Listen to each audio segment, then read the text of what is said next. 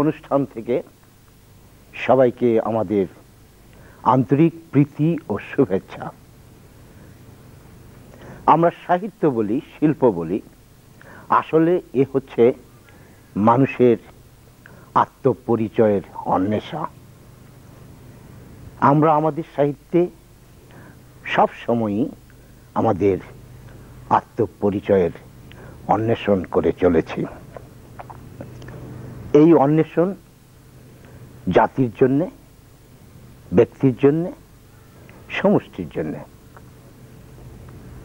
আমরা যদি আমাদের সাহিত্যের ইতিহাসের দিকে তাকাই, তাহলে গত শতকের 20-এর শেষ দিক থেকে 30 এবং 40 দশক জুড়ে একটি সাহিত্য আন্দোলনের নাম জানতে পারি।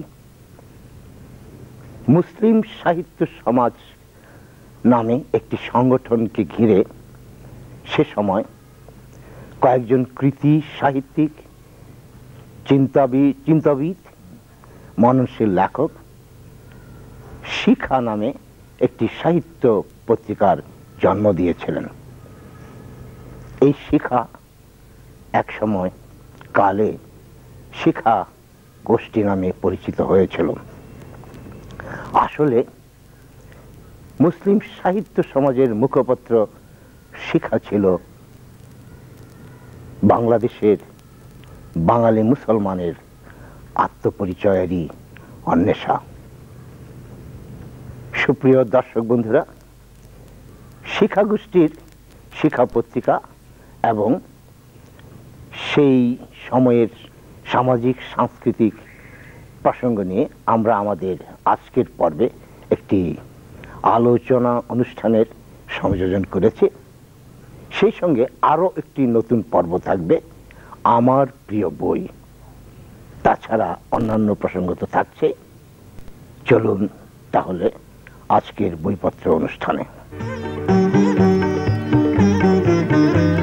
গত শতকের 30 ও 40-এর দশক জুড়ে ঢাকা কেন্দ্রিক মুসলিম সাহিত্য সমাজের নেতৃত্বে পরিচালিত মুক্তবুদ্ধির আন্দোলনের বিশিষ্ট প্রাবন্ধিক, সাহিত্যিক, শিক্ষাবিদ ও বিজ্ঞানী কাজী মোতাহার হোসেনের মৃত্যুবার্ষিকী ছিল গত 9ই অক্টোবর।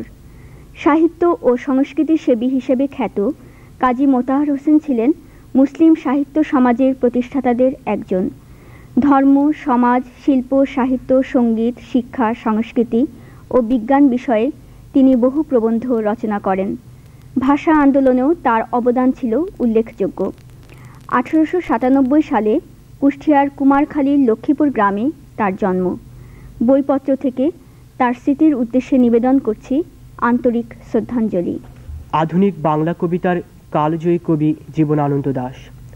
কাব্য সাধনায় নিঃসংশয় মৌলিকত্ব, গ্রাম বাংলার প্রকৃতির যথার্থ রূপায়ণ, আধুনিক নাগরিক জীবনের হতাশা, নিঃসঙ্গতা, বিষাদ ও সংশয়ের চিত্রাঙ্কনে তিনি ছিলেন স্বতন্ত্র।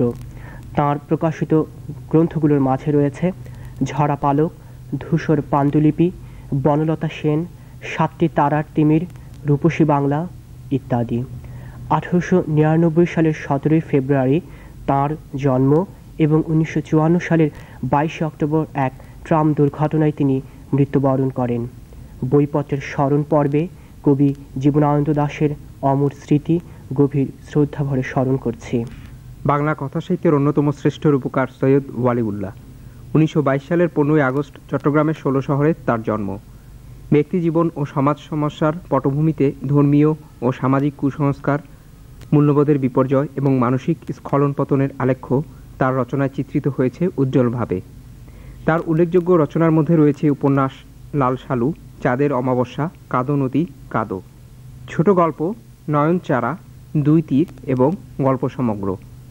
1971 সালের 10 অক্টোবর প্যারিসে তিনি পরলোক গমন করেন। বইপত্র থেকে তার স্মৃতির উদ্দেশ্যে নিবেদন করছি আন্তরিক শ্রদ্ধার্ঘ্য। ছান্দসিক কবি ও অসাধারণ গীতলধারার গদ্যশিল্পী কবি গোলাম মুস্তফা। ধর্মীয় মূল্যবোধ, নৈতিক অবক্ষয়, দেশাত্মবোধ ও প্রেম ইত্যাদি ছিল তাঁর রচনাকর্মের প্রধান বিষয়বস্তু। তাঁর প্রকাশিত গ্রন্থগুলোর মধ্যে রয়েছে কাব্যগ্রন্থ রক্তরাগ, খোসরোজ, বুলবুলিস্তান ও বনি আদম। তার অন্যতম শ্রেষ্ঠ রচনাকর্ম হচ্ছে মহানবী সাল্লাল্লাহু আলাইহি ওয়াসাল্লামের জীবনীমূলক গ্রন্থ বিশ্বনবী। 1964 সালের 13ই অক্টোবর তিনি পরলোক গমন করেন। তার স্মৃতি আমাদের প্রেরণা যোগাবে।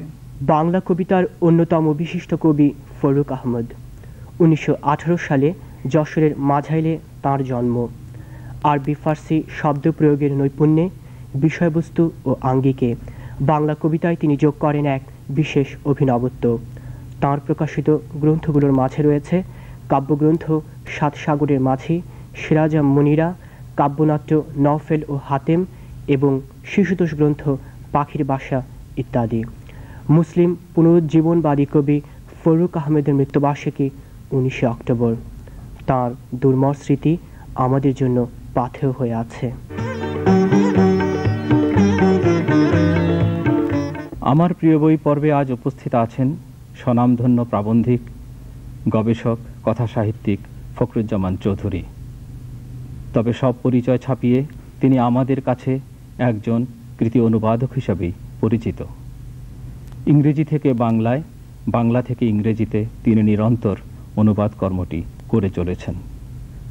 তার প্রকাশিত গ্রন্থ রাজির মধ্যে উল্লেখযোগ্য হচ্ছে রাজা আর্থারের দরবারে, রিপ ভ্যান উইঙ্কেল, হাড় কিপ্টে বুড়ি, আনাবাজ, ডিলান টমাস, দূর দিগন্ত, জাদুর রাজা হুডিনি, আশরাফ আলী খান, আজিজুর রহমান, ইয়ারমা, জনারণ্যে কয়েকজন, হে দুঃখ বিদায়, বিষণ্ণ বাঁশির গাঁথা। প্রিয় দর্শক, সাহিত্য ব্যক্তিত্ব ফখরুজ্জামান চৌধুরী এখন বলবেন তার প্রিয় বই প্রসঙ্গে। প্রিয় বই প্রসঙ্গে বলতে গেলে প্রথমেই যে কথাটি বলবো সেটি হলো যে কালের বিবর্তনে অনেক বই আমার কাছে প্রিয় পর্যায় থেকে সরে গেছে। এক সময় কোনো একটি উপন্যাস পড়ে উদ্বেলিত হয়েছি, কখনো ইতিহাসের বই পড়ে উদ্বেলিত হয়েছে, যেমন টোয়েনবির। সম্প্রতি একটি বই আমার হাতে এসেছে। এই বইটি আমার কাছে তার প্রসাদ গুণে এত ভালো লেগেছে, যদিও সাম্প্রতিক বই, এটি আমার প্রিয় বইয়ের তালিকার শীর্ষে অবস্থান করছে। এই বইটি যাকে নিয়ে লেখা তিনি আমার একজন প্রিয় কবি, স্প্যানিশ সাহিত্যের দিকপাল ফেডেরিকো গার্সিয়া লোরকা। লোরকা আমার প্রিয় প্রসঙ্গ এবং লোরকা সম্বন্ধে এ যাবৎকাল অনেক অন্বেষণ করেও বিশেষ তথ্য পাইনি। কিছুদিন আগেও জানতাম লোরকার একটি মাত্র আলোকচিত্র সাদা কালো সময়ের প্রহার উত্তীর্ণ করে কোনো মতে টিকে আছে, কিন্তু এই বইটি হাতে পাওয়ার পরে দেখলাম সেই তথ্যটি অত্যন্ত ভুল। প্রচুর তথ্য সম্বলিত এবং প্রচুর ছবি, লোরকার চিঠিপত্র, লোরকার সমকালীন যারা ছিলেন তাদের লেখা লোরকাকে চিঠি, এগুলো সমৃদ্ধ হয়ে এই বইটি লিখেছেন লেসলি স্টেইনটন। এই ভদ্রমহিলা এমন সুন্দর একটি কাজ করেছেন যে আর কোনো বই না লিখলেও আমি ধারণা করি যে তিনি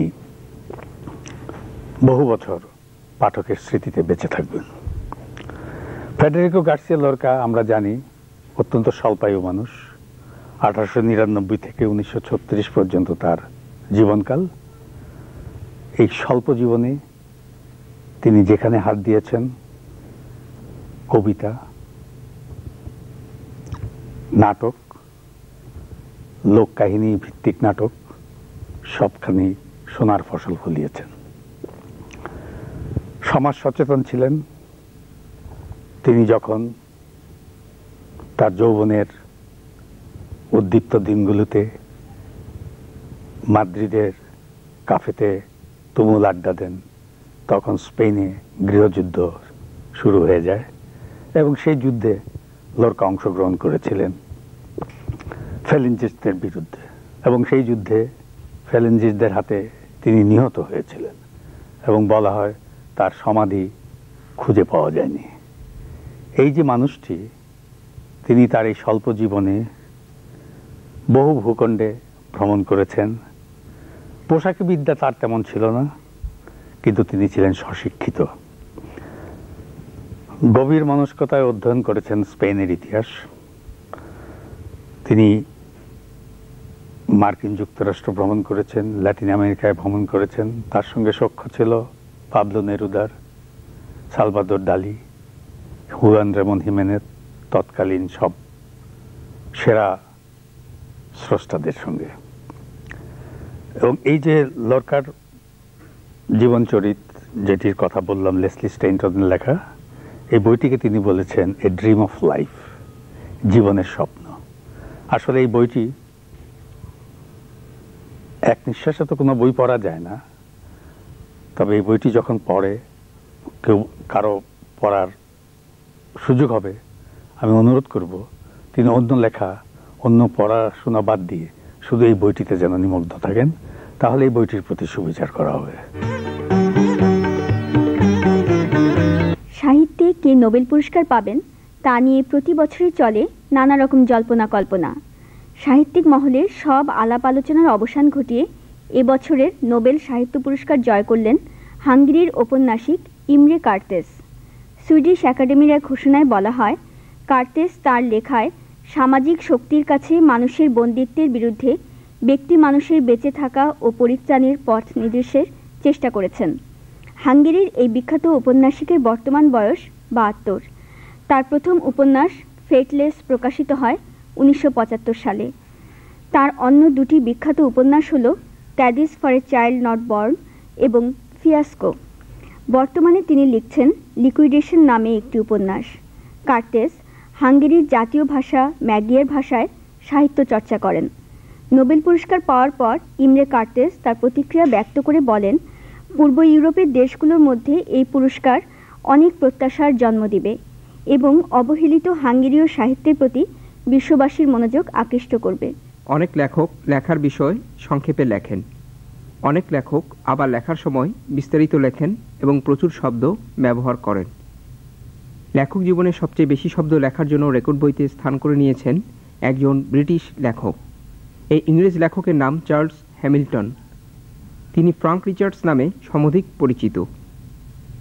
বিলি বাউন্টার নামে এক জনপ্রিয় চরিত্রের স্রষ্টা হলেন ফ্রাঙ্ক রিচার্ডস।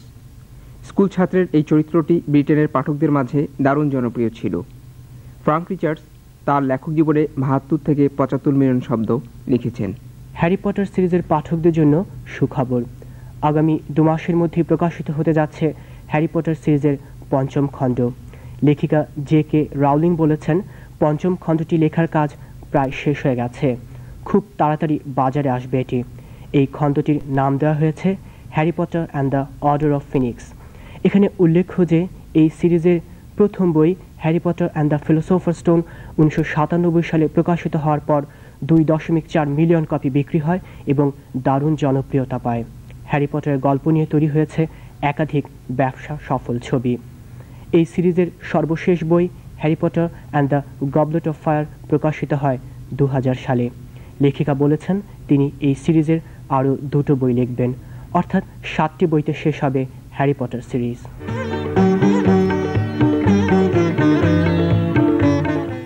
গত শতকের ২০-এর দশকের শেষ দিক, ৩০ ও ৪০ দশক জুড়ে ঢাকায় একটি সাহিত্য আন্দোলনের কথা আমরা জানি। বাঙালি মুসলমানদের আত্মপরিচয়ের স্বরূপ অন্বেষাই ছিল এই আন্দোলনের মূল লক্ষ্য। কয়েকজন বিশিষ্ট শিক্ষাবিদ, প্রাবন্ধিক এবং লেখক এই আন্দোলনের সূচনা করেছিলেন তাদেরই প্রতিষ্ঠিত সংগঠন মুসলিম সাহিত্য সমাজকে ঘিরে। এই সংগঠনেরই মুখপত্র ছিল শিখা। শিখার লেখকরাই পরবর্তীতে শিক্ষাগোষ্ঠী হিসাবে পরিচিতি লাভ করে। শিক্ষাগোষ্ঠীর দায়িত্বশীল প্রকাশনা এবং সেকালের সামাজিক ও সাংস্কৃতিক পটভূমি নিয়েই আমাদের আজকের আলোচনা অনুষ্ঠানে অংশগ্রহণ করছেন ভাষাতাত্ত্বিক, প্রাবন্ধিক, কথা সাহিত্যিক অধ্যাপক আবুল কালাম মঞ্জুর মোর্শেদ, কবি, গবেষক, কথা সাহিত্যিক আব্দুল মান্নান সৈয়দ এবং প্রাবন্ধিক সমালোচক ফয়সাল শাহরিয়ার। আর এই তিনজনের সঙ্গে অংশগ্রহণ করছেন আবিদ আজাদ। আমরা আমাদের আলোচকবৃন্দের কাছ থেকে এই শিক্ষা কেন্দ্রিক বিভিন্ন প্রসঙ্গ নিয়ে শুনব।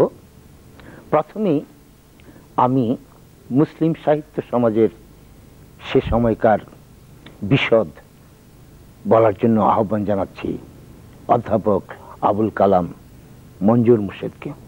ঢাকার মুসলিম সাহিত্য সমাজ একটি ব্যতিক্রমধর্মী সাহিত্যিক সমাজ হিসাবে চিহ্নিত হয়েছিল। 1926 সালে ঢাকা বিশ্ববিদ্যালয়ের সলিমুল্লাহ হলে এর জন্ম।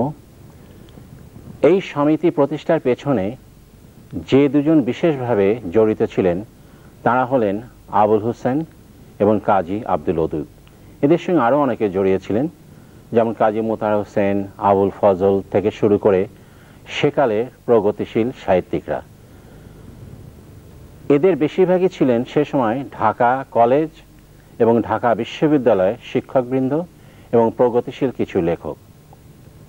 এই সমিতির মুখ্য উদ্দেশ্য ছিল তৎকালীন সমাজের যে জড়তা, সেই জড়তাকে দূর করে মুক্ত বুদ্ধি নিয়ে, যুক্তিবাদকে সামনে নিয়ে সাহিত্য শুরু করা।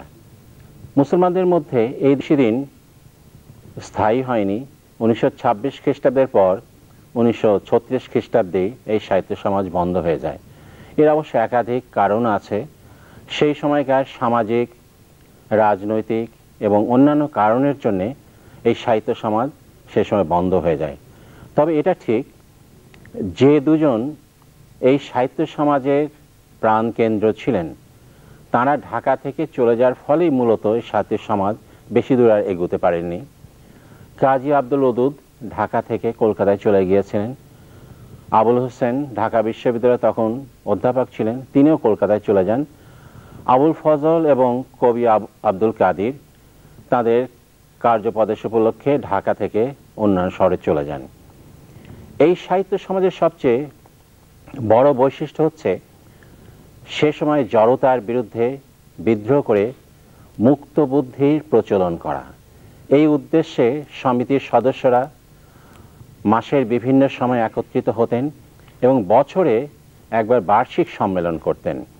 এবং এই মাসিক এবং বার্ষিক সম্মেলনে মূলত বিভিন্ন সাহিত্যিকরা তাদের প্রবন্ধ পড়তেন এবং এই প্রবন্ধের ওপর বিভিন্ন আলোচনা হতো। প্রবন্ধের বিভিন্ন দিক নিয়ে তারা তুলে ধরার চেষ্টা করতেন। এর পাশাপাশি সঙ্গীত চর্চাও ছিল এবং এই সাহিত্য সমাজের আরেকটি লক্ষ্য ছিল শিল্পকলার প্রতি জনসাধারণকে আকৃষ্ট করা। এই ব্যাপারেও তারা যথেষ্ট কৃতকার্য হয়েছিলেন। তো একটা দিক লক্ষ্য করা যায় যে এদের বেশিরভাগই প্রবন্ধের ওপর জোর দিয়েছিলেন এবং প্রবন্ধের মাধ্যমে সমাজের যে জড়তা এবং অন্যান্য যে আচ্ছন্ন দিক, সেই দিকগুলো তারা তুলে ধরার চেষ্টা করেছিলেন। এবং একটি কথা বিশেষভাবে উল্লেখযোগ্য, সেটা হচ্ছে যারা মুসলিম সমাজের সদস্য ছিলেন তাদের গদ্য ছিল অনুপম।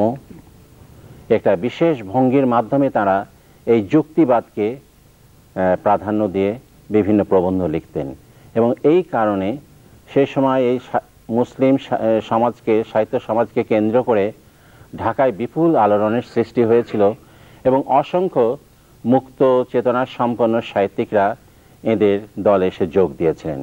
আমরা যদি আমাদের উত্তর পুরুষের কিংবা পূর্বপুরুষের অবদানকে ভুলে যাই তাহলে নিজেকেই বিস্মৃত হই। আসলে শিখা, মুসলিম সাহিত্য সমাজের মুখপত্র শিখা চেষ্টা করেছিল বাঙালি মুসলমানের আত্মপরিচয়কে তুলে ধরার জন্য। শিখা চিরস্থায়ী হয়নি, ক্ষীণায়ও ছিল, কিন্তু শিখার অবদান আমাদের সাহিত্যে উজ্জ্বল হয়ে আছে। এখন আমি আহ্বান জানাচ্ছি আব্দুল মান্নান সৈয়দকে শিখা বিষয়ে বিশদ বলার জন্য। মুসলিম সাহিত্য সমাজের মুখপত্র ছিল শিখা, বার্ষিক একটি পত্রিকা। এ বিষয়ে বলবার আগে আমি একটুখানি পরিপ্রেক্ষিত সম্পর্কে বলতে চাই যে আমরা সকলেই জানি যে 19 শতাব্দীতে বাংলার একটি জাগরণ ঘটেছিল, কিন্তু সেই জাগরণে বাঙালি মুসলমানের কোনো অংশগ্রহণ ছিল না। ইয়াং বেঙ্গল দল একটি গ্রুপ ছিল ডিরোজিওর নেতৃত্বে, এবং ডিরোজিওর যে পত্রিকা ছিল 1828 সালে বেরিয়েছিল একাডেমিক অ্যাসোসিয়েশন, ঠিক লক্ষ্য করবেন যে তার 100 বছর পরে 1926 সালে প্রতিষ্ঠিত হলো মুসলিম সাহিত্য সমাজ ঢাকায়। ওই ইয়াং বেঙ্গল দল ছিল কলকাতায়, মূলত মানে তখনকার স্বাভাবিকভাবে সংখ্যাগরিষ্ঠ যে হিন্দু সমাজ তাদের নিয়ে, এবং ঢাকা কেন্দ্রিক মুসলিম সাহিত্য সমাজ ছিল নব্য শিক্ষিত মুসলমানদের মুখপত্র এবং আন্দোলন। এর মূল বিষয় ছিল বুদ্ধির মুক্তি, এবং এর যে প্রধান নায়ক একজন আবুল হুসেন, মরহুম আবুল হুসেন, তার ভাষায় চিন্তা চর্চা। এর চিন্তা চর্চারও পরিপ্রেক্ষিত হিসেবে বলতে হয় যে বাংলার জাগরণ ততক্ষণ সম্পূর্ণ হচ্ছে না যতক্ষণ না বৃহৎ অংশ, অর্থাৎ বাঙালি মুসলমানদের অংশগ্রহণ তাতে না হচ্ছে। এবং এই ক্ষেত্রে শিক্ষাগোষ্ঠী এবং মুসলিম সাহিত্য সমাজের প্রধান অবদান এই যে বিংশ শতাব্দীতে বাঙালি মুসলমানকে বাংলার জাগরণের অঙ্গীভূত করে নিল এরা। এবং এদের যে কাজ, তার মধ্যে প্রধান মুখপত্র ছিল শিখা, কিন্তু এর সঙ্গে আমাদের মনে রাখতে হবে যে অন্য আরও কিছু পত্রিকা এদের ছিল, জয়তী, জাগরণ, সবুজ বাংলা, তরুণপত্র, এরকম আরও বেশ কিছু পত্রিকা ছিল যার মধ্য দিয়ে এরা আত্মপ্রকাশ করেছিলেন। তবে এদের মুখ্য মাধ্যম ছিল শিখা। শিখা 5টি সংখ্যা মাত্র বেরিয়েছিল, 5টি বার্ষিক সংখ্যা, এবং বার্ষিক সংখ্যার কিন্তু রেওয়াজও বাংলা ভাষায় খুব বেশি দিন হয়নি। মানে একেবারে প্রথম দিকে বলতে পারি আমরা যে এই বার্ষিকীগুলো বেরোতো, এবং এই বার্ষিকীর প্রথম বর্ষের সম্পাদক ছিলেন মরহুম আবুল হুসেন, দ্বিতীয় তৃতীয় বর্ষের সম্পাদক ছিলেন কাজী মোতাহার হোসেন, চতুর্থ বর্ষের সম্পাদক ছিলেন মোহাম্মদ আব্দুর রশিদ, পঞ্চম বর্ষের সম্পাদক ছিলেন আবুল ফজল। এরা ছাড়া কবি আব্দুল কাদির, কাজী আনোয়ারুল কাদির এবং আরও অনেকে তখনকার দিনে যুক্ত ছিলেন এর সঙ্গে। যেমন ঢাকা বিশ্ববিদ্যালয় কেন্দ্রিক যে, এখানে মনে রাখতে হবে যে 1921 সালে ঢাকা বিশ্ববিদ্যালয় ঢাকায় স্থাপিত হয়, এবং তারপরেই এই জাগরণটা সম্ভব হয়। এবং এই জাগরণের অংশে আমরা দেখতে পাই যে মানে হিন্দু মুসলিম প্রভেদ ছিল না, যদিও মুসলমান যেমন কালিকা রঞ্জন কানুনগো, যেমন মহিতলাল মজুমদার, এরা, সুরেন্দ্রনাথ মৈত্র, এরা অংশগ্রহণ করেছেন, তেমনি মেয়েরাও এতে অংশ নিয়েছেন, যেমন এম ফতেমা খানম, যেমন মিস ফজিলাতুন্নেসা। এখানে আরেকজনের নাম বিশেষভাবে উল্লেখ করতে চাই, তিনি সমস্ত বাঙালির জাগরণের এবং বিশেষ করে বাঙালি মুসলমানের জাগরণের সর্বাধিনায়ক। তিনি হচ্ছেন কাজী নজরুল ইসলাম, যিনি 1926 সালে প্রথম এসেছিলেন ঢাকা এবং মুসলিম সাহিত্য সমাজে অংশগ্রহণ করেছিলেন। তারপরে 1927 সালে, 28 সালে দুবার এসেছিলেন। এবং এদের একমাত্র মুসলিম সাহিত্য সমাজে যে 5টি সংখ্যা প্রকাশিত হয়, তার মধ্যে একমাত্র দুবার 2টি গান প্রকাশিত হয়, আর বাকি সমস্তই হচ্ছে চিন্তামূলক লেখা, অর্থাৎ প্রবন্ধ। গান দুটোই হচ্ছে কাজী নজরুল ইসলামের লেখা গান, যেটা তিনি এদের আলোচনায় আপনার গেয়েছিলেন, এদের অনুষ্ঠানে এসেছিলেন এবং নিজে গেয়েছিলেন, কবিতা আবৃত্তি করেছিলেন। কাজী নজরুল ইসলাম ছিলেন স্বাভাবিকভাবে এদের হিরো, কিন্তু এদের যে মূল যে বিষয়, যে বাঙালি মুসলমানের জাগরণ, সেটাই হচ্ছে আমাদের মূল কথা। আমরা আজকে এই অনুষ্ঠানের মাধ্যমে আমাদের যেটা মূল কথা, যে আমরা ঢাকা কেন্দ্রিক যে সাহিত্যের জাগৃতি 100 বছর প্রায় হয়ে এলো, তারকে স্মরণ করা এবং তাদের কেন্দ্রীয় নায়কদের স্মরণ করা। যেমন কাজী আব্দুল ওদুদ, যার কথা আবুল কালাম মঞ্জুর মোর্শেদ বললেন, যে কাজী আব্দুল ওদুদ, আবুল হুসেন, আব্দুল কাদির, আপনার আবুল ফজল, কাজী মোতাহার হোসেন, তেমনি একেবারেই আমরা আজকাল যাদের কথা ভুলে গেছি, যাদের আমরা ইতিহাস খুঁড়ে যাদের নাম উল্লেখ করতে চাই, যেমন কাজী আনোয়ারুল কাদির, যেমন মোহাম্মদ আব্দুর রশিদ, এবং এরকম আরও কেউ যাদের আমরা এখনও ঠিকমতো হদিস জানি না, আব্দুল মজিদ সাহিত্যরত্ন। এদের সম্পর্কে আমি আশা করব যে এদের সম্পর্কে আমাদের যে নতুন প্রজন্ম, তারা নতুন করে অবহিত হবে যে আমরা আজকে আমরা 2002 সালে যেখানে এসে উপস্থিত হয়েছি, এই দেশ যেখানে এসে উপস্থিত হয়েছে, তার একটি বিরাট উত্তরাধিকার আছে। ঢাকা শহরের একটি বিরাট উত্তরাধিকার আছে। এই উত্তরাধিকারকে আমরা আজকে স্মরণ করতে চাই গভীর শ্রদ্ধা ভরে। উত্তরাধিকার হচ্ছে আসলে শিরার ভিতরকার কিংবা হাড়ের ভিতরকার সেই মজ্জা যা প্রাণকে প্রাণ করে রাখে। শিক্ষা আমাদের জন্য সত্যিকার অর্থে একটি জাগৃতির শিখা জ্বালিয়ে দিয়েছিল, কিন্তু এই শিক্ষা কিভাবে কোন পরিবেশে আমরা পেয়েছিলাম তার জন্য আমাদের ফিরে যেতে হবে তদানীন্তন ঢাকার সামাজিক সাংস্কৃতিক অবস্থার কাছে। এবার আমি ফয়সাল শাহরিয়ারকে আহ্বান জানাবো তৎকালীন ঢাকার সামাজিক সাংস্কৃতিক পরিবেশের কথা কিছু বলবেন, যে পরিবেশটি আমাদের এই সাহিত্য আন্দোলনটিকে প্রাণ দিয়েছিল। আবিদাবাদ যেটা বললেন, বাংলাদেশের সাহিত্যে শিক্ষাগোষ্ঠীর অবদানের কথা যদি আমরা বিবেচনা করতে চাই, সেক্ষেত্রে অত্যন্ত গুরুত্বপূর্ণ বলে আমার যেটা মনে হয় সেটা হচ্ছে তখনকার ঢাকা শহরের সামাজিক এবং ঐতিহাসিক প্রেক্ষাপটটি মনে রাখা। 1920-এর দশকে ঢাকা ছিল অত্যন্ত সাধারণ একটি জেলা মফস্বল শহর। আমাদের মনে রাখতে হবে যে তখন ব্রিটিশ ভারতবর্ষের রাজধানী ছিল দিল্লি এবং ব্রিটিশ বেঙ্গলের রাজধানী ছিল কলকাতা। ঢাকা ছিল অত্যন্ত সাধারণ একটি জেলা মফস্বল শহর।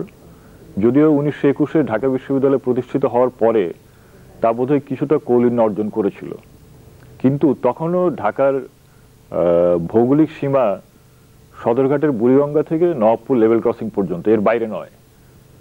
যারা বুদ্ধদেব বসুর আমার ছেলেবেলা কিংবা আমার যৌবন পড়েছেন তারা জানেন যে তখন দুজন তরুণ একটি সাইকেল থাকলে এক বিকালে সারা ঢাকা শহর ঘুরে আসতে পারতেন। তো সেই 1920-এর দশকের ছোট্ট ঢাকা জেলা শহরের সামাজিক আধিপত্য ছিল প্রধানত দুটি গোষ্ঠীর। একটি ওয়ারি এবং বক্সিবাজার কেন্দ্রিক অভিজাত গোষ্ঠী যারা ইংরেজি শিক্ষায় শিক্ষিত ছিলেন, আরেকটি হচ্ছে বুড়িগঙ্গা নদীর পাড়ের ঢাকার স্থানীয় অধিবাসীরা যারা পশ্চিমী শিক্ষায় শিক্ষিত না হলেও তাদের ঢাকায় স্থানীয় অবস্থানের কারণে যথেষ্ট শক্তিশালী ছিলেন। এদের মধ্যে কিছুটা রূঢ়ার্থে বলা যায় যে শিক্ষাগোষ্ঠীর যারা সদস্য ছিলেন তারা এদের তুলনায় ঢাকায় একদমই বহিরাগত ছিলেন। শিক্ষাগোষ্ঠীর সদস্যরা তখন সবাই তরুণ এবং তারা প্রথম প্রজন্মের বাঙালি মুসলমান পশ্চিমী শিক্ষায় শিক্ষিত মানুষ। এই জিনিসটা আমাদের খেয়াল রাখতে হবে। তারা বাঙালি শিক্ষায় পশ্চিমী শিক্ষায় শিক্ষিত প্রথম বাঙালি মুসলমান প্রজন্ম। তারা কেউই বিত্তমান পরিবার থেকে আসেননি, সবাই অত্যন্ত কষ্ট করে স্কুল কলেজে ইউনিভার্সিটিতে পড়াশোনা করেছেন এবং শুধু নিজেদের মেধা এবং দৃঢ়চিত্ততার জন্যই তারা বিভিন্ন পেশায় তাদের অবস্থানে পৌঁছতে পেরেছিলেন। কিন্তু ঢাকায় তাদের সামাজিক অবস্থান ছিল খুবই নড়বড়ে। তারা ছিলেন মূলত পেশাজীবী বহিরাগত। আজকের ঢাকায় 2002 সালে এই ঢাকা শহর বুড়িগঙ্গা থেকে টঙ্গী ব্রিজ পর্যন্ত বিস্তৃত। প্রচুর দামি দামি গাড়ি ঘোড়া দেখা যায় এবং হার্ভার্ডে কিংবা অক্সফোর্ডে শিক্ষিত বাঙালি মুসলমানও 2002 সালে ঢাকায় পাওয়া যায়। কিন্তু 1925-এ খুব কষ্ট করে কোনো মতে বিএ পাশ করা ফরিদপুরের একটি কৃষক পরিবারের ছেলে, যে কোনো মতে ঢাকায় হয়তো মেসে আছে কিংবা একটা ভাড়া বাড়িতে আছে নারিন্দায় কিংবা আগামাসিলেন কিংবা বক্সিবাজারে, তার পক্ষে নিজের এবং নিজের পরিবারের ভরণ পোষণের পরেও যে বাংলা ভাষার জন্য কিংবা তার সাহিত্যের জন্য কিংবা তার নিজের কমিউনিটির জন্য কিছু করা উচিত এবং সেই চিন্তা থেকে একত্রিত হয়ে একটি পত্রিকা বের করা এবং সেই পত্রিকাটি বেশ কয়েক বছর টিকিয়ে রাখা, এটা যে কতখানি ত্যাগ এবং সাহসের বিষয় ছিল সেটা বুঝতে গেলে বোধহয় আমাদের চিন্তা করতে হবে। শ্রদ্ধা পূর্বপুরুষের জন্য আসলে শ্রদ্ধা হনন নয়, শ্রদ্ধার সঙ্গে স্মরণই হচ্ছে প্রকৃত অর্থে উত্তরাধিকারকে যাপন করা। বাঙালি মুসলমানের আত্মপরিচয়ের ধারায় শিক্ষাগোষ্ঠী যে আলোক আমরা আশা করব, আমরা প্রত্যয়ের সঙ্গেই বলবো আমরা অবশ্যই সে শিক্ষাকে আরো আরো আরো উজ্জ্বল করে তোলার জন্য। শিক্ষা আমাদের সমাজে আছে, থাকবে এবং বারবার ফিরে আসবে। আমাদের প্রিয় কবি নজরুল। নজরুলের গান আমাদের মুহূর্তগুলোকে প্রিয় করে তোলে। আর এই নজরুলের গান যাদের কণ্ঠে বাংময় হয়ে ওঠে তারা তো অবশ্যই আমাদের প্রিয় মুখ। প্রিয় দর্শক, আজকে প্রিয় মুখ পর্বে আমাদের অনুষ্ঠানে উপস্থিত আছেন দেশের প্রথম সারির নজরুল সঙ্গীত শিল্পী, দুই বাংলায় নজরুলের গান গেয়ে খ্যাতি পাওয়া রওশন আরা মুস্তাফিজ। শিল্পীর এই পরিচয়ের বাইরেও তার আরেকটি পরিচয় রয়েছে। তিনি নজরুল বিষয়ে গবেষণাধর্মী লেখালেখি করে থাকেন। সঙ্গীতে ব্যস্ততা থাকলেও দিনের একটি উল্লেখযোগ্য অংশ তিনি ব্যয় করেন পাঠে এবং লেখালেখিতে। আজকে তার সঙ্গীত জীবন, তার পাঠ, তার লেখালেখি, তার ব্যক্তি জীবন এসব নিয়ে তিনি তার ভক্ত শ্রোতাদের উদ্দেশ্যে বলবেন। আর তার সঙ্গে রয়েছেন আবিদ আজাদ। রওশন আরা মুস্তাফিজ যারা নজরুলের গানের শ্রোতা দর্শক, যারা এদেশের ধ্রুপদী সঙ্গীতের সমকালীন ধারার সঙ্গে পরিচিত, তাদের কাছে রওশন আরা মুস্তাফিজ একটি পরিচিত নাম। রওশন আরা মুস্তাফিজ সাংবাদিকতা এবং ভূগোল এই দুটি বিষয় নিয়ে ঢাকা বিশ্ববিদ্যালয়ের সর্বোচ্চ ডিগ্রি নিয়েছেন। তিনি বিদেশ সফর করেছেন এদেশের সঙ্গীত বিষয়ক বিভিন্ন ফোরামে যোগ দিতে গিয়ে। তিনি শিল্পী হিসেবে গেছেন দেশে বিদেশে। তার রয়েছে এদেশে অসংখ্য সঙ্গীতানুষ্ঠানে যোগ দেবার অভিজ্ঞতা। তার এত সব পরিচয় ছাপিয়ে আরেকটি পরিচয় আমার তো মনে হয় তার অত্যন্ত ঘনিষ্ঠ কিংবা তার অসংখ্য ভক্তকুলেরাও জানেন না, তিনি একজন লেখিকাও। এবং তার লেখালেখির বিষয়টি হচ্ছে তারই সঙ্গীত চিন্তা, সঙ্গীত ভাবনা।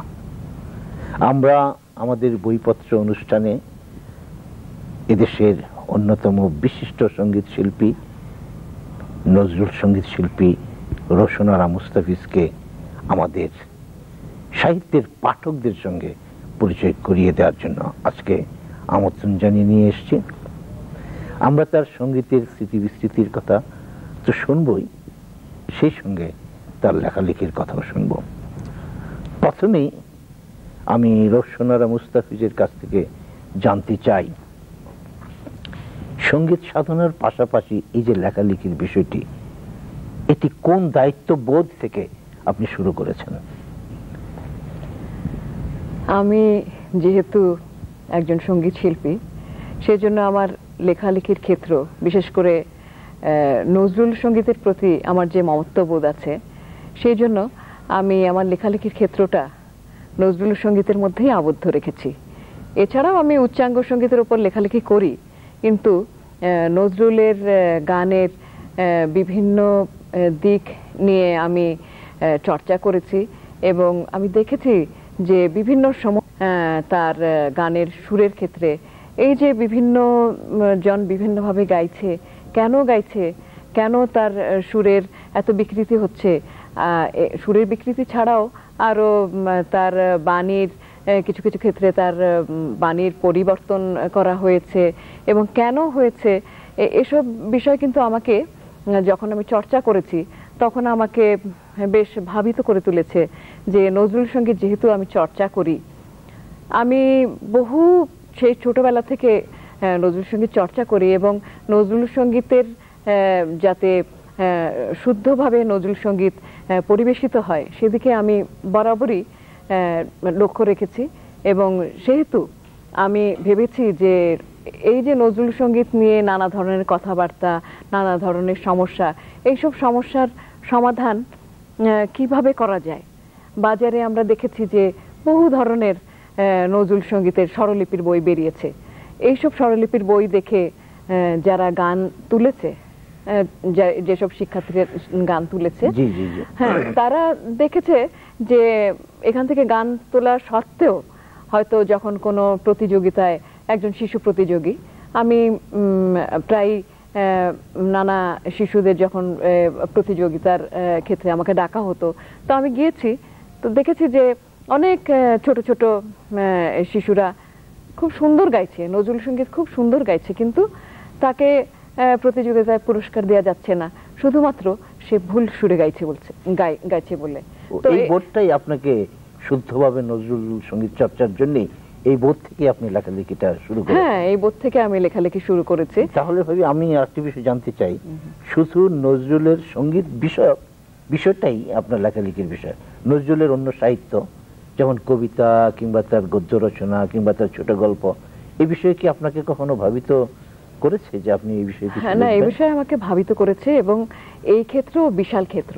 সুতরাং আমি যে ক্ষেত্র নিয়ে চিন্তা করেছি, আমার নিজের ক্ষেত্র মনে করে যেটা বিবেচনা করেছি, আমার মনে হচ্ছে যে সঙ্গীতের ক্ষেত্র নিয়েও বহু লেখালেখির আছে। অবশ্যই আছে। সেই জন্য আমি আর সাহিত্য কবিতা ওইদিকে আর নজর দেইনি। তবে হ্যাঁ, আমি খুব নজরুলের কোনো লেখা বের হলে আমি অত্যন্ত মনোযোগের সঙ্গে পাঠ করি। আমরা জানি সুরের ভুবন নামে আপনার একটি ছোট্ট বই আছে ওই গানের প্রসঙ্গগুলো নিয়ে, স্বরলিপি বিষয়ক। এই বইটি আমরা জেনেছি যে প্রচুর বিক্রি হয়।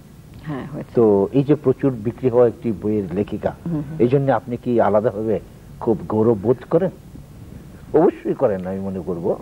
না, আমি ঠিক গৌরব বোধ করি না, আমি খুব আনন্দিত এই জন্যে যে ছোটদের জন্য একটা সামান্য একটা ছোট্ট একটা বই আমি বের করেছি, সেই বইটি ছোটদের কাছে আদৃত হয়েছে। এর মানে হচ্ছে যে ছোটদের জন্য সঙ্গীতের বই খুব একটা বেশি বাজারে আছে বলে আমার মনে হয় না। ওদের জন্য আরো লেখালেখি করা দরকার, এবং এ বিষয়ে আমি চিন্তা ভাবনা করেছি, এবং আমি একটু এই বিষয়ে একটু আলসেমি করেছি বলে পাণ্ডুলিপি প্রস্তুত আছে, বড়দের জন্য লিখেছি, ছোটদের জন্য লিখেছি। তো আমি আশা করছি তেমন আরো কিছু বই আমাদের জন্য আপনি উপহার দিচ্ছেন অচিরে। তো আমরা এই আপনার ওই বইয়ের জগৎ থেকে, লেখালেখির বিষয় থেকে একটু অন্য প্রসঙ্গে যাই। আমরা জানি আপনি বিভিন্ন সময়ে দেশের ভিতরে অনেক এলাকায় গেছেন, বিশেষ করে বিদেশে আপনি প্রচুর মানে সঙ্গীত বিষয়ক, সঙ্গীতকে উপলক্ষ করে বাইরে গেছেন। তো ওখানে যাওয়ার পর গান গাইতে গিয়ে, উপস্থাপন করতে গিয়ে এমন কোন স্মৃতি আছে যা আপনাকে এখনো আনন্দের মধ্যে ডুবিয়ে দেয়, কিংবা খুব একটা আপনাকে তাড়িত করে, কিংবা আপনাকে সবসময় ভাবা ওই স্মৃতিটা, ওই ধরনের স্মৃতি কিছু থাকলে আমাদের জানালে আমরা খুব ভালো লাগবে আমাদের। ওই ধরনের অনেক স্মৃতি আমার আছে, তবে এই মুহূর্তে মনে পড়ছে আমি একবার ইরানে সিরাজে একটা আন্তর্জাতিক ফেস্টিভ্যাল হয়েছিল, তো ওইখানে আমি যখন স্টেজে গান গাইতে উঠি, তো আমি গান গেয়েছিলাম এই ওদের প্রখ্যাত কবি হাফিজের একটা ফার্সি গজল গেয়েছিলাম। তো গানটা গাওয়ার পর আমি যখন স্টেজ থেকে চলে এলাম, তখন দেখলাম যে দর্শকরা হাততালি দিচ্ছে, তো দিচ্ছেই, ওরা আর থামছে না আমার গানটি শোনার পর, এবং আপনি চলে আসছিলেন। এবং আমি চলে এসেছি। তখন ওইখানকার লোকজন বলল যে ওরা হাততালি থামাবে না যতক্ষণ পর্যন্ত আপনি ওই গানটা আবার দ্বিতীয়বার না গাইবেন। বাবা, তার মানে কি ওইটা বারবার আপনাকে রিকোয়েস্ট করা হচ্ছে যে ওই গানটা আবার ওয়ান মোর। হ্যাঁ, ওরা কিন্তু মুখে কিছু বলছে না, ওরা শুধু হাততালি দিচ্ছে। তো তারপর কি আপনি গিয়ে গাইলেন? হ্যাঁ, তারপর আমি আবার যখন গাইলাম, তখন ওদের যে আনন্দ, সেটা দেখে আমি অভিভূত হয়ে গেলাম। আপনি বোধহয় জানেন যে এদেশে প্রকাশনার সংকট চললেও নিয়মিতভাবে প্রচুর বই বেরোচ্ছে, আমরা পাঠকদের হাতে বই দিতে পারছি। এবার একটি শুভ সূচনা ঘটিয়েছেন আমাদের বর্তমান সরকারের প্রধানমন্ত্রী। তিনি বলেছেন প্রিয়জনকে বই উপহার দিন, যে কোনো অনুষ্ঠানে, সামাজিক অনুষ্ঠান হোক, বৈবাহিক অনুষ্ঠান হোক, যে কোনো অনুষ্ঠানে প্রিয়জনকে বই উপহার দেওয়ার জন্য। তো আপনি এই বিষয়টিকে কিভাবে দেখছেন? আমি তো মনে করছি যে মাননীয় প্রধানমন্ত্রী যে কথাটি বলেছেন সেটি অত্যন্ত একটি গুরুত্বপূর্ণ কথা, কারণ আমরা আজকাল দেখছি যে ছেলেমেয়েরা টেলিভিশন দেখতে বেশি ব্যস্ত হয়ে পড়েছে। আগে যেমন বাবা মারা তাদেরকে কোনো অনুষ্ঠান হলে বা কোনো জন্মদিন বা যে কোনো ধরনের অনুষ্ঠানে দেখতাম যে বই উপহার দিতেন, বা আত্মীয় স্বজন বই উপহার দিতেন। কিন্তু আজকাল দেখছি যে বাচ্চাদের খেলনা কিনে দেওয়ার একটা প্রবণতা হয়েছে, যে কোনো ধরনের। হয়তো ওরা ভাবলো যে একটা ডিজিটাল খেলনা বা একটা মানে খেলনা, পিস্তল, এগুলোর দিকে যেন একটা ছোট বাচ্চাদের একটা আগ্রহ বেশি লক্ষ্য করা যায়। তা আমার মনে হয় যে এই দায়িত্বটা অভিভাবকদের, তারা যদি বাচ্চাদের কোনো পালা পার্বণে তাদেরকে বই কিনে দেন তাহলে, এবং বই পড়ার প্রতি তাদের একটা আগ্রহ হবে, এবং এই আগ্রহ থেকে তারা বই পড়ার একটা অভ্যেস গড়ে তুলবে। আপনি আমাদের অনুষ্ঠানে এসেছেন, আপনার নিজের সঙ্গীতের বিষয়ে, লেখালেখির বিষয়ে কিছু স্মৃতির কথাও বলেছেন। আপনাকে ধন্যবাদ। ধন্যবাদ। ভিনসেন্ট স্টারেট বলেছেন, আমরা যখন বই সংগ্রহ করি তখন আমরা আনন্দকেই সংগ্রহ করি। মাননীয় প্রধানমন্ত্রী ঘোষিত গ্রন্থবর্ষ 2002 উদযাপনের মূল প্রেরণাই হল এই আনন্দকে সংগ্রহ করা। গ্রন্থ প্রকাশনা বিষয়ক কর্মকাণ্ডের মধ্য দিয়ে গ্রন্থবর্ষ উদযাপিত হচ্ছে এবং সংশ্লিষ্ট সকলের মধ্যে অভাবনীয় প্রাণচাঞ্চল্যের সৃষ্টি হয়েছে। প্রিয় দর্শক, মাননীয় প্রধানমন্ত্রীর আগ্রহের সঙ্গে সম্মান রেখে আসুন আমরা সকলেই বই কিনি, প্রিয়জনকে বই উপহার দিই, নিজেরা বই পড়ি এবং এই আনন্দকে সংগ্রহ করি। বাংলা কবিতার ফলপ্রসূ ও শক্তিমান দশক 70-এর দশক। এই দশকে যে কয়েকজন প্রতিভাবান কবির উত্থান ঘটে, আবু করিম তাদেরই একজন। সম্প্রতি প্রকাশিত হয়েছে তার কবিতা সমগ্র। এই কবিতা সমগ্রে অন্তর্ভুক্ত হয়েছে এ যাবৎকাল পর্যন্ত প্রকাশিত তার সবগুলো কাব্যগ্রন্থ। বইটি প্রকাশ করেছে শিল্পতরু প্রকাশনী। প্রচ্ছদ এঁকেছেন উত্তম সেন। মূল্য 300 টাকা। তরুণ লেখক মেজবাউদ্দিন তুহিনের গবেষণা গ্রন্থ ফিরে দেখা।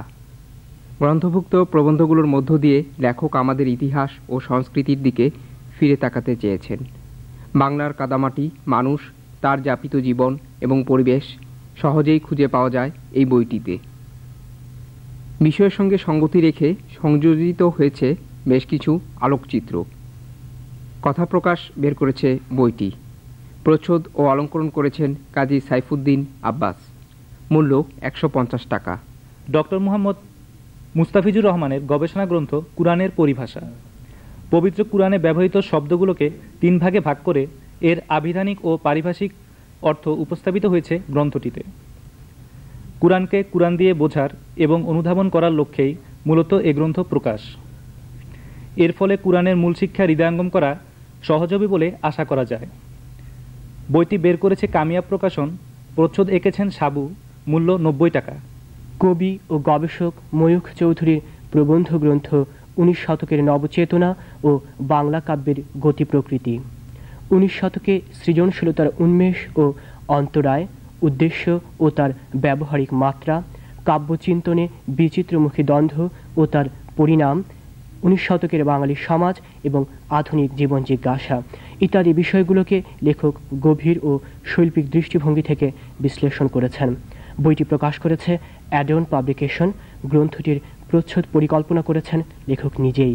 মূল্য 80 টাকা। বাংলাদেশের বিশিষ্ট শিশু সাহিত্যিক আলী ইমাম। তার বিপুল ও বিশাল সৃষ্টিরাজির মধ্যে ছড়া এবং কবিতাও কম নয়।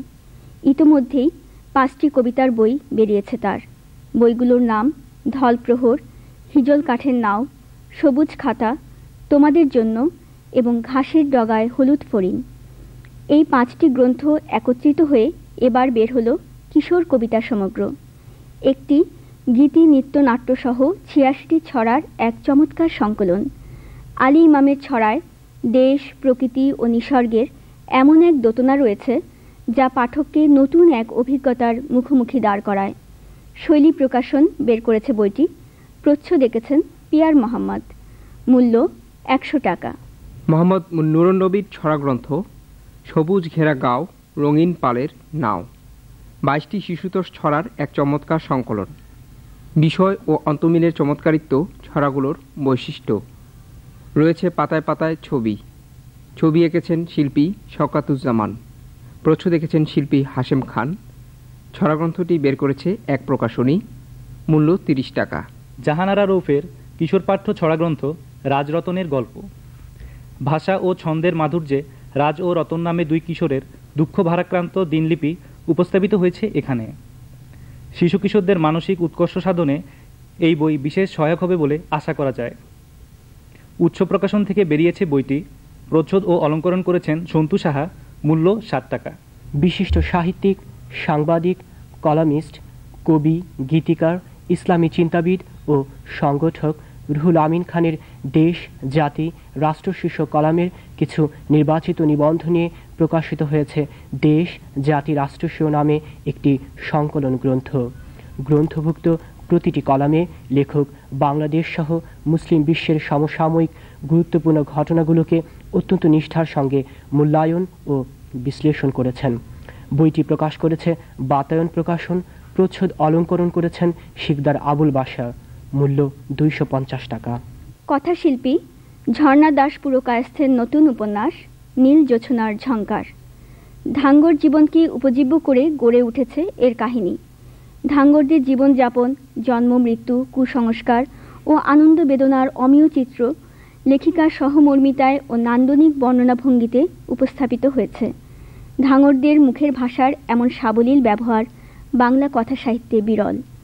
লেখিকার সার্থকতা এখানেই। পালক পাবলিশার্স বের করেছে বইটি। প্রচ্ছদ এঁকেছেন পঙ্কজ পাঠক। মূল্য 50 টাকা। কবি মিজানুর রহমান শাহজাদার দ্বিতীয় কাব্যগ্রন্থ আগুন জ্বলা নদী। 40টি কবিতা রয়েছে এই গ্রন্থটিতে। প্রেম, নিসর্গ এবং আধ্যাত্ম চেতনা কবিতাগুলোর পংক্তিতে পংক্তিতে উপস্থাপিত। বর্ণনাভঙ্গি সহজ সরল অথচ হৃদয়কে না দিতে সক্ষম।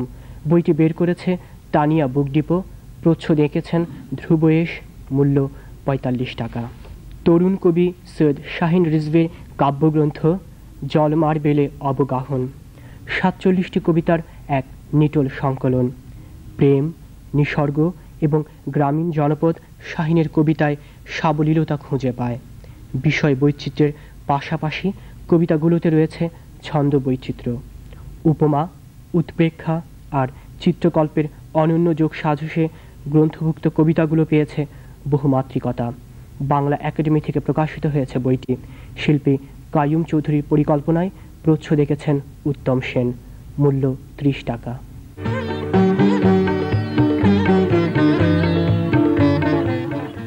মুখোমুখি পর্বে আমাদের আমন্ত্রণে স্টুডিওতে উপস্থিত হয়েছেন বাংলাদেশের অন্যতম আবৃত্তি গোষ্ঠী আবৃত্তি সংসদের প্রতিষ্ঠাতা সদস্য দিলওয়ার হাসান। তার প্রকাশিত সকণ্ঠ কাব্য ক্যাসেট বরাদ্দ ভূমি ও পুষ্প বৃষ্টি সুধীজনদের প্রশংসা অর্জন করেছে। দিলওয়ার হাসান আবৃত্তিকারের বাইরেও একজন নাট্যশিল্পী, উপস্থাপক, গীতিকার, কবি ও গল্পকার। তার প্রকাশিত গল্পগ্রন্থ আদিম সৈকতে।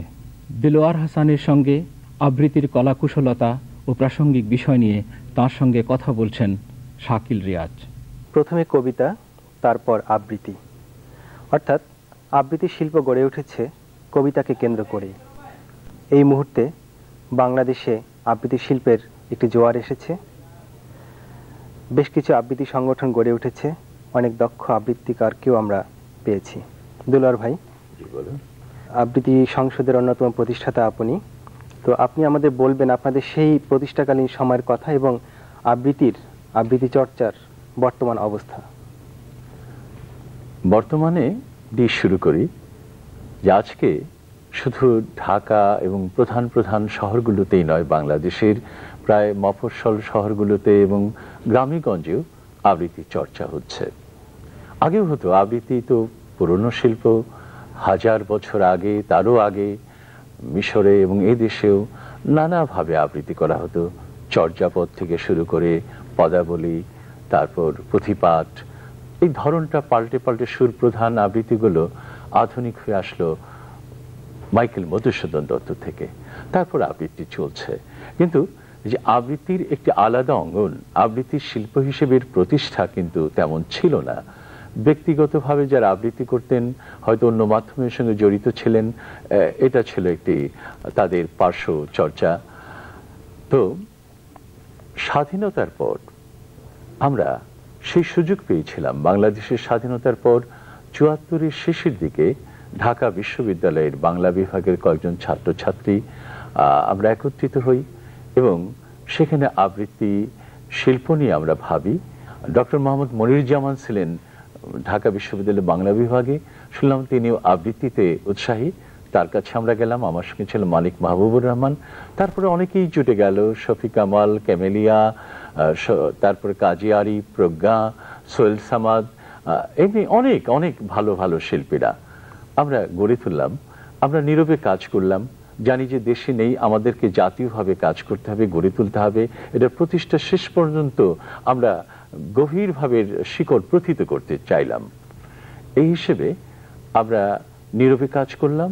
৭৫-এর শেষের দিকে এটা আমরা ঘোষণা দিলাম, যেটা হয়েছে, কাজ চলছে। তারপর আমরা আইবিএ মঞ্চে, ঢাকা বিশ্ববিদ্যালয়ের আইবিএ মঞ্চে প্রথম অনুষ্ঠান করি এবং বেশ পর্যায়ক্রমে কয়েকটি অনুষ্ঠান আমরা বিভিন্ন নিরীক্ষা করি আবৃত্তির।